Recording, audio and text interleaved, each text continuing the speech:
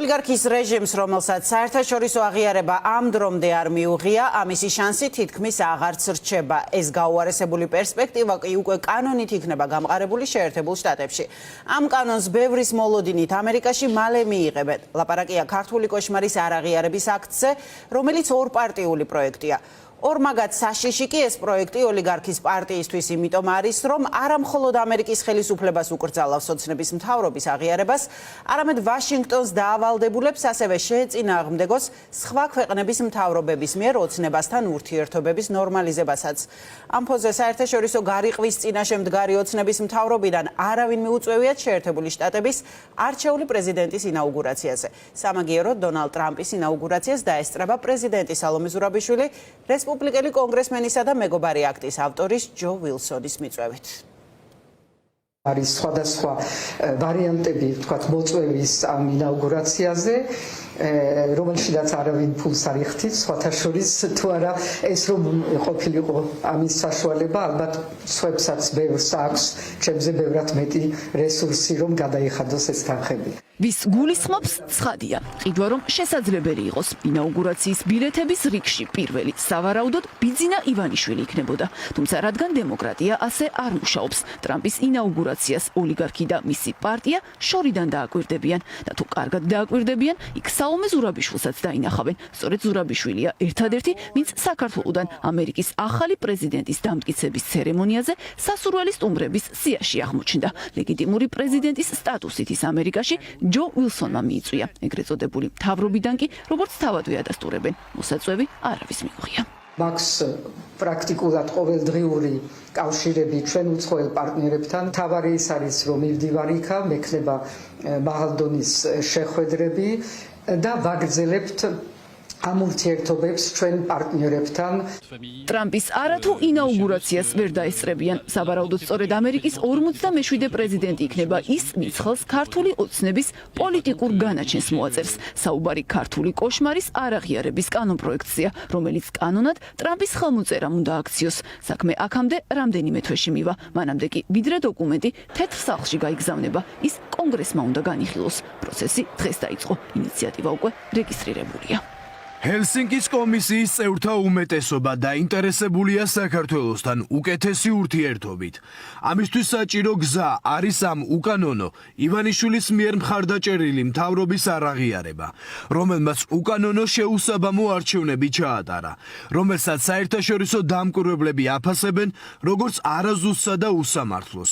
საჭიროა შევაჩეროთ ურთიერთობები მანამ, სანამ ჩატარდება ახალი არჩევნები და იქნება პარლამენტი, რომელიც მთელ ქართულ ხალხს და განსხვავებულ პარტიებს წარმოადგენს. ამჟამად ეს მხოლოდ ივანიშვილის პარტიაა, ეს ივანიშვილის ხალხია. სტივ კოენი კოშმარის აღიარების აქტის ავტორია დემოკრატიული პარტიიდან. მასთან ერთად პროცესს სათავეში რესპუბლიკელებიც უდგანან, მათ შორის ტრამპის გარემოცვის წევრი ჯო ვილსონი, რაც აქტის დამტკიცების ალბათობას ზრდის. დამტკიცების შემთხვევაში კი ივანიშვილის რეჟიმის ლეგიტიმურად ცნობის უკვე თეორიული შანსიც კი გაქრება, რადგან დოკუმენტი ამერიკის მთავრობას დაავალდებულებს ოლიგარქის ეგრეთ წოდებული ხელისუფლება არ აღიაროს და მასთან ურთიერთობის ნორმალიზება არ დაუშვას. დღეს ჩვენ გავხდით დარტყმის ობიექტები, ზეწოლის ობიექტები, მაგრამ რაც მთავარია, ჩვენ აქედან მშრალი ნაშთი დაგვრჩება ის, რომ ურთიერთობების გადაიტვირთება და ჩვენ დავრჩებით ანგარიშ გასაწევი ქვეყანა ყველა ქვეყნისათვის. ქართული ოცნება კი ტრამპთან დაალგების რიტორიკას არ ცვლის, არადა უკვე ისედაც იზოლირებულებს. კოშმარის არაღიარების ეს ინიციატივა იზოლაციიდან თავდაღწევის საშუალებას ბოლომდე უკარგავს, თანაც საქმე მხოლოდ ამერიკას არ ეხება. ვაშინგტონში დამტკიცებული ეს კანონი დემოკრატიული სამყაროს დანარჩენ ნაწილზეც იმოქმედებს, რადგან აქტის ჩანაწერის მიხედვით ტრამპის ადმინისტრაცია ვალდებული იქნება ივანიშვილის აღიარება არც სხვა მოკავშირე სახელმწიფოებისგან დაუშვას. მსოფლიოს ნომერ პირველი სახელმწიფო, ყველაზე ძლიერ მოთამაშე საერთაშორისო არენაზე, პრინციპულად უჭერს ხარს ქართველი ხალხის ბრძოლას თავისუფლებისთვის, დემოკრატიისათვის, სამართლიანობისათვის.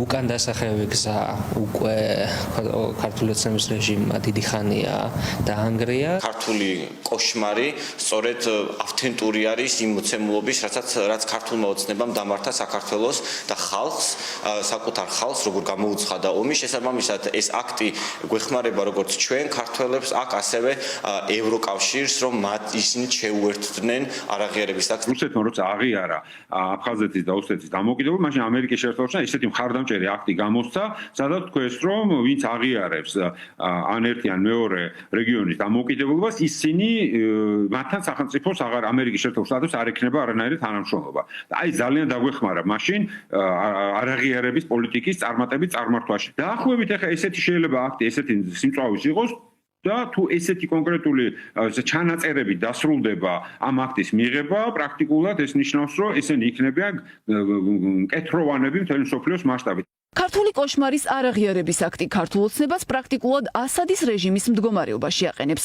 გადაწყვეტილების საფუძველი ივანიშვილის პარტიის დანაშაულებებია, არჩევნების გაყალბება, უარი ევროინტეგრაციაზე, ამის შემდეგ კი ქუჩაში საპროტესტოდ გამოსული მშვიდობიანი მოქალაქეების სასტიკი დარბევა და წამება ამერიკამ რეჟიმის იზოლირების დაკანონების მიზეზებად მიიჩნია.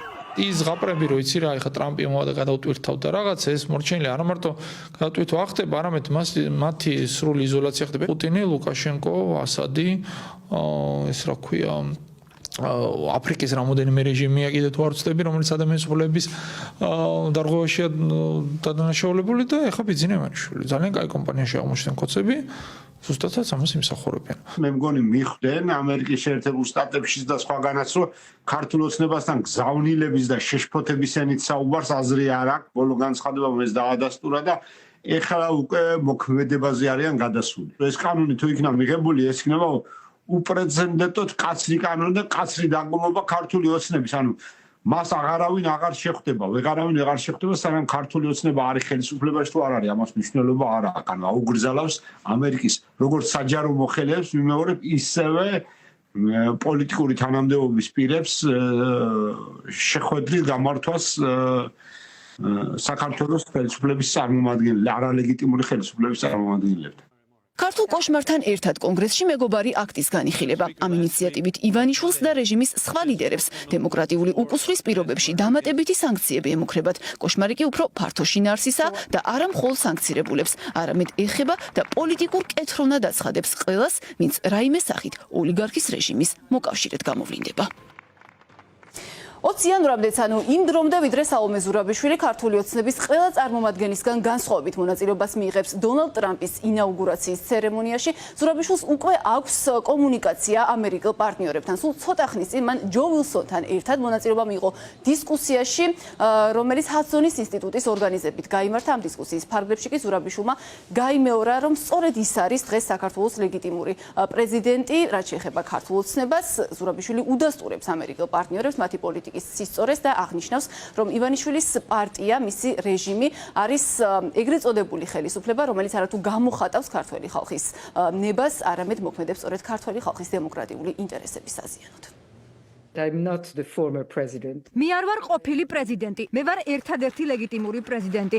დღესაც კი, მიუხედავად იმისა, რომ მმართველი პარტია ცდილობს ყველას მოაჩვენოს თავი, რომ ყავს ახალი პრეზიდენტი. საქართველოს დღეს ყველას ყურადღების ცენტრში უნდა იყოს, ისე როგორც არასდროს. ეს მთავრობა მოულოდნელად ჩვენ სტრატეგიულ პარტნიორებს დაშორდა და შეტრიალდა რუსეთისკენ. ჩვენთან არ არის დამოუკიდებელი სასამართლო და არც ერთი ინსტიტუტი გარდა ჩემისა. ჩვენ გვინდა ქვეყანა, რომელიც არ იმართება ერთპარტიული სისტემით. დიდი განსხვავება საქართველოსა და რუსეთს შორის ის არის, რომ ჩვენ გვყავს აქტიური სამოქალაქო საზოგადოება, რომელიც ამ ერთი პარტიისთვის მიუღებელია. ამ საზოგადოებამ გაუძლო რუსულ კანონს ორჯერ. ერთხელ კანონი შემოიტანა, შემდეგ გაიტანა და ერთი წლის შემდეგ ისევ შემოიტანა. მიუხედავად იმისა, რომ ხალხს დაპირდა, აღარ შემოიტანდა, რაც კიდევ ერთი ტყუილია. ეს კიდევ ერთი რუსული მახასიათებელია ამ მთავრობის. არჩევნების ორგანიზებული მოპარვა. ეს იყო წინასწარ დაგეგმილი. ეს იყო რუსეთის ახალი სტრატეგია. რუსეთი ცდილობს, რომ ახალი სტრატეგია გაატაროს. ამავე დისკუსიის ფარგლებში მოვისმინეთ ჯო ვილსონის სიტყვაც მეგობარი აქტის ავტორმა, მეგობარი აქტის და ასევე ქართული კოშმარის არაღიარების ინიციატივის მნიშვნელობაზე ისაუბრა და აღნიშნა, რომ ორივე ამ საკანონმდებლო აქტით დასტურდება ის, რომ მტკიცია შეერთებული შტატების ახალი ადმინისტრაციის გადაწყვეტილება არ შეეგუოს ივანიშვილის რეჟიმს, რომელიც ჯო ვილსონის განმარტებითვე ემსახურება ავტორიტარული რეჟიმების, კერძოდ კი რუსეთის, ირანისა და ჩინეთის გავლენების გავრცელებას. როგორც ჯო ვილსონი აღნიშნავს, ქართული ოცნების იმედი, რომ ტრამპს არ ექნება რეაგირება მათ ანტიდასავლურ პოლიტიკაზე და თვალს დახუჭავს ოცნების ქმედებებზე არის ფუჭი და რომ ზეწოლა ტრამპის ადმინისტრაციის მხრიდან ქართულ ოცნებაზე გაიზრდება.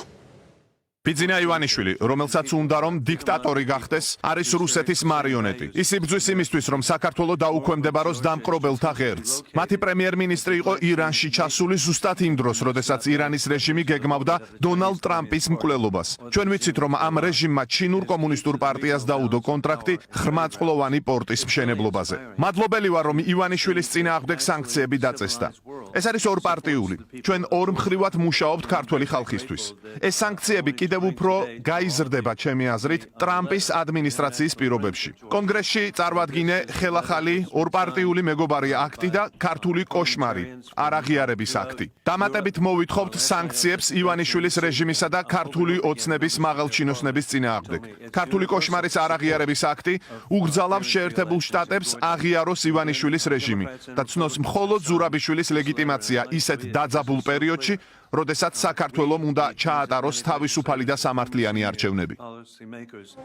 და დავუბრუნდეთ ისევ ქართული კოშმარის არაღიარების ინიციატივას. ეს აქტი უკვე არის რეგისტრირებული კონგრესში, თუმცა ამ დროისთვის არ არის გამოქვეყნებული კონგრესის ვებგვერდზე და შესაბამისად მისი დეტალური შინაარსი ცნობილი არ არის, თუმცა დოკუმენტიდან ციტატებს ამერიკის ხმა ასაჯაროვებს და შესაბამისად სწორედ ამ ციტატებზე დაყრდნობით ხდება ცნობილი, რომ ეს ინიციატივა ამერიკის შეერთებულ შტატების მთავრობას აუკრძალავს ივანიშვილის ხელისუფლების ლეგიტიმურად ცნობას და ასევე დაავალდებულებს დონალდ ტრამპის ადმინისტრაციას, რომ შესაბამისი მიმართულებით მან სხვა დემოკრატიულ სახელმწიფოებთანაც იმუშაოს.